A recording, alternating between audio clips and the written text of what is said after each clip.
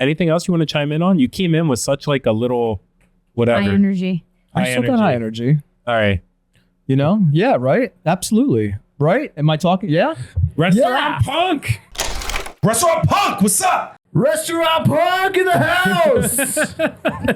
Hi! Somebody's full of energy today. No. Delusion. Radio host vibes. Hey, what's going on? I got Hi. chills.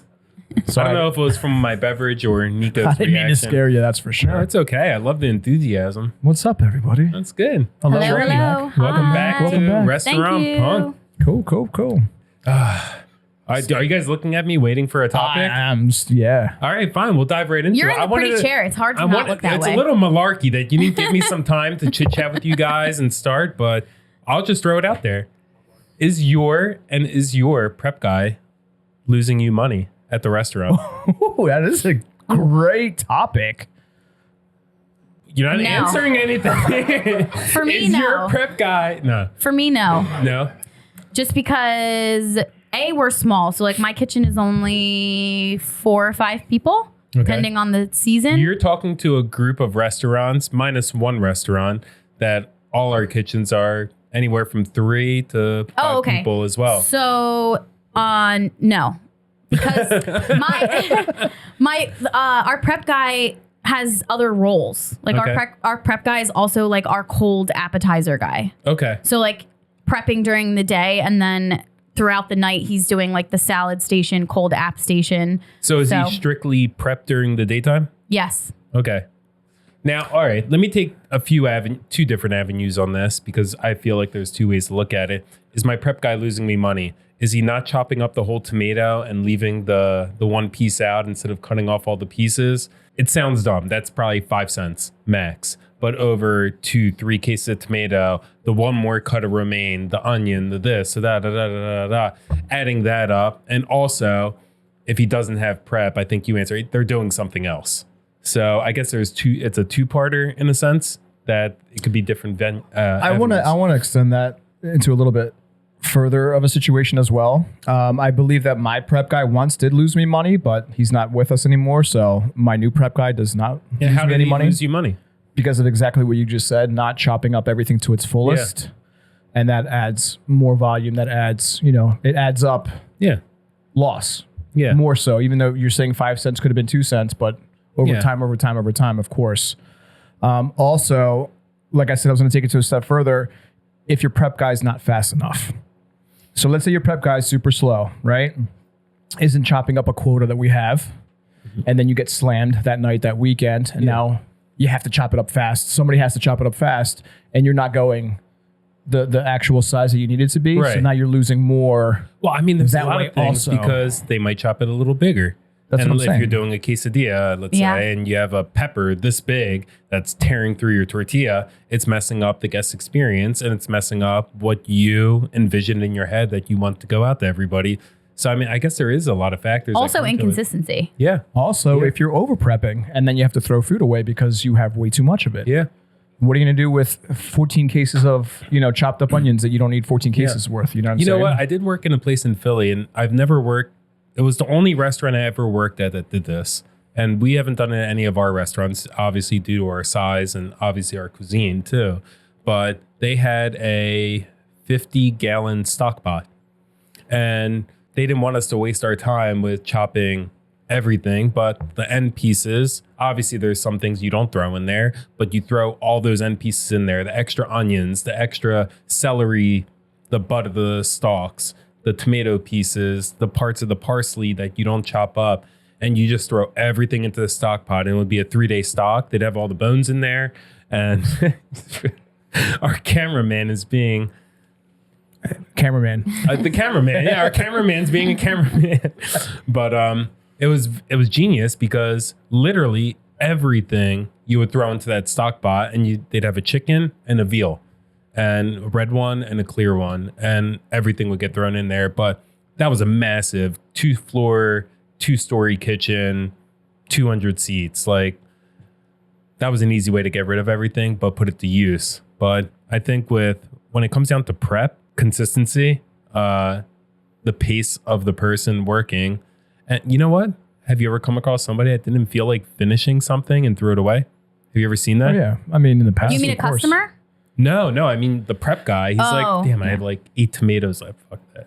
And just threw it away. Throw away Yeah. 8 whole tomatoes. Yeah. I mean, Definitely. I haven't personally come across that scenario, but I'm sure they're out there. The same restaurant that I'm talking about in Philly, he would throw like the last 2 of something away because he didn't want to look bad in front of the chef. So I got put on prep duty because of reasons I don't want to talk about right now. But I got put on prep duty. Thanks for sharing that with us. For at least. for 2 weeks. It's better than But maintenance then when I duty. came back on the line, I was grill guy.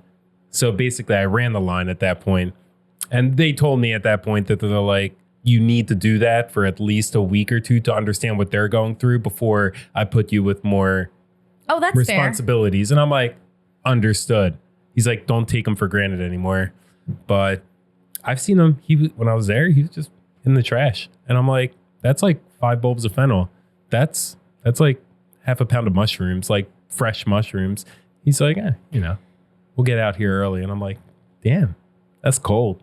Because they were expensive ingredients sometimes too. I think that also comes down to the manager, owner, whoever to like pay attention. Like, is it ideal that once in a while, like you have to like kind of gaze over at the trash can where the prep station was to like investigate? But, because that prep person or cold appetizer, sous chef, whatever you want to call them, they probably don't know and understand that they're kind of like, whatever. Yeah. So, I mean, there's been many times I know my brother and I have definitely like peeked in the trash can and been like, what the heck, man? Yeah. Like, you can't do that. Like, if you have the surplus of green peppers, tell me. Yeah. I'll put it on a lunch special. Yeah. Anything. So it definitely Yeah. is like, that's not fun to like look in the trash, but I feel like sometimes- that's like you your... kind of have to, though. yeah. You have to look in the trash. I mean, food costs Yeah. bury you. Food. Oh, absolutely. Absolutely. And what about those preppers Peppers. that over order and take home? Oh, yeah. Yeah.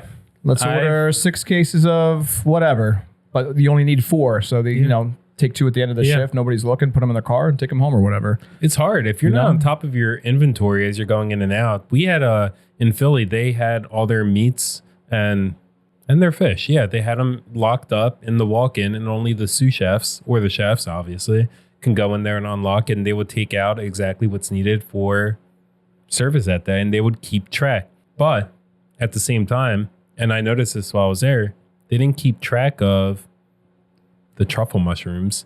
They didn't keep track of other expensive items on the menu. They had those locked in there.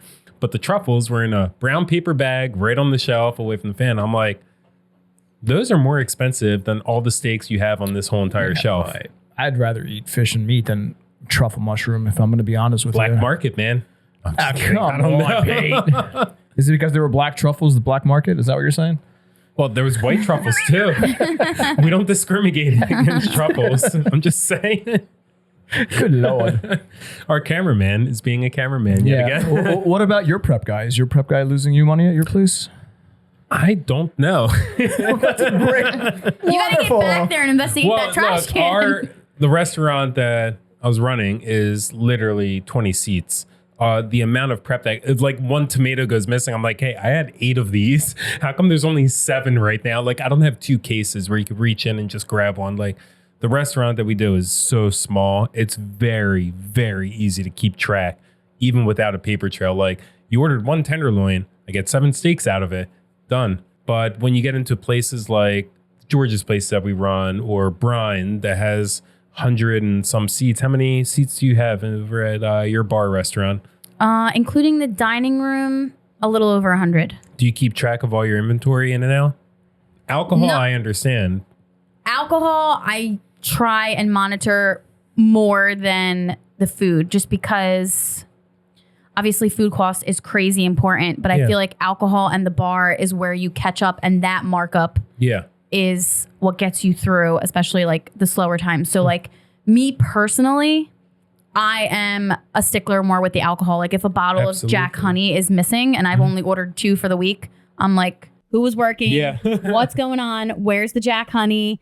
And so personally, I do monitor the alcohol a bit more. Yeah. Do Do you have a POS system? I would imagine Yes. with the alcohol too, just in case, not to say that your bartenders or whatever, but you know, a lot of bartenders do give out free drinks. Totally. Well, I mean, I would. And not all places, I'm just saying, but you know, that's not part their of the money. customer That's- service. Like a it's Yeah, give and but- take. It's hard. You have to definitely be there to watch. And like, I can speak for me that like I have like the master terminal. So like my staff, they know that I'm like looking. Yeah. I'm not dumb. Like if your brother or sister coming in, I know you're probably giving them a Miller Lite or whatever. So, okay, you're going to let it Don Julio. slide. You're going to let it slide occasionally. Yeah. Or then if you don't say anything, you kind of get into the trouble of like abusing that line, Yeah. you know? So I think again, it's like kind of, it's hard because you have to find that balance between like, here is Pete. He comes in 5 days a week with his wife and they have a $80 tab every 4 or 5 nights out of the week. Yeah. Like, and my bartender goes and buys you a Miller Lite. Like, it's all right. Yeah. However, I do stress to my staff that I'm like, my brother and I, we live in that building. So if Pete is a regular, I know that Pete is a regular. So let me do it. You know, don't abuse that trust between bartender manager. Like, I have no issue backing somebody up if I know you're there all the time. So I kind of tell them to like, let us be the people to judge that. Because if bartender 1 is doing it, that means bartender 2 is doing it, 3, 4, 5. And it's not just happening one time in the day. It's happening 3 times with the shift change. Yeah. You know, so. Yeah, I guess I could. I mean, a prep guy, I mean, for the bar, that is a bartender too. They're your setup. There's no other hands tackling the ingredients going into a drink other than the bartenders. So they're the ones in charge. So I guess I could include them right into that. Because Well, it also, I mean, speaking of the bars, and we're going back to prepping again, even prepping for the drinks like lemons, limes, oranges, how thick are you cutting them? How thin are you cutting them? You know what I'm saying? Yeah. How much are you getting per well, I piece remember of back, I don't know if you remember this, but probably we were both working at George's pre-wide back in those days. And it was like, how are they cutting the lemons? Why are they cutting them into 6? Why not 8s? or why not And then 12s? we're like, why don't we do it into slices? You can get 12 slices, like little wedges out of them. Absolutely. And we're like, good, but we were going through 2 cases a day of lemons between our salads, between all the drinks going out. Do we put a lemon on every iced tea? Do we put it on the green tea or just a regular? How about decaf? How about all the salads? Every day, everything got a lemon back then. Yeah. And And you it had was such a big deal because we're like going through so many lemons. We're like, make them a little smaller. You can yield a little bit more. So Yeah. you're not, spending so much because a lot of people didn't even use lemons. They didn't put lemons in their drinks but or salads, and it was just a waste. and I know it sounds ridiculous to a lot of people that are not in the industry, but I mean, if you have it goes for every restaurant because you're ordering for what you're serving, for the amount of seats you have in your place. But it adds up over the whole Totally adds entire up. year. What was that one airline that took 3 or an olive off of their dinner entrees? Is that what it was? Do you Probably remember Spirit. that? Probably Spirit. I didn't know Spirit had entrees on their plane, but it was a They long charge you time for ago. a napkin there. Yeah, that's true. It was an airline that took off an olive per entree served, and they ended up saving millions per year from that one olive. But see, Wow. that was They different. didn't Oh, put I know on. what you're talking about, but that was okay. I'll get into this just for until that hits like the 1 minute mark. But they did that based off the weight of an olive. And obviously you're paying for that olive, but the weight of 2 olives that you have to put on the plane, that you have to bring in, that you have to buy, because they say every pound on the plane is worth this much money.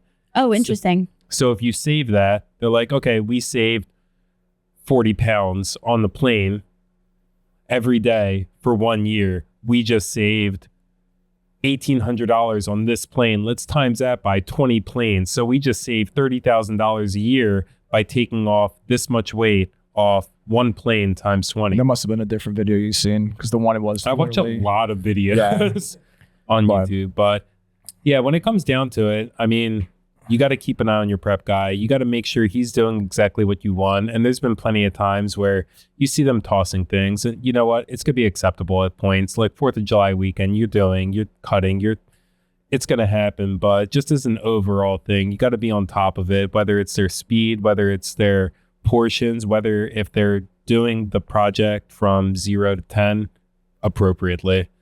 And I think and consistently. yeah. And your bartenders too, apparently. Yeah. got to keep an eye on that. But Absolutely. yeah. Anything else you want to chime in on? You came in with such like a little whatever. High energy. I still got high energy. All right. You know? Yeah, right? Absolutely. Right? Am I talking? Yeah? Restaurant Punk. I am Pete. The Petrie. I don't know. Okay. Bye.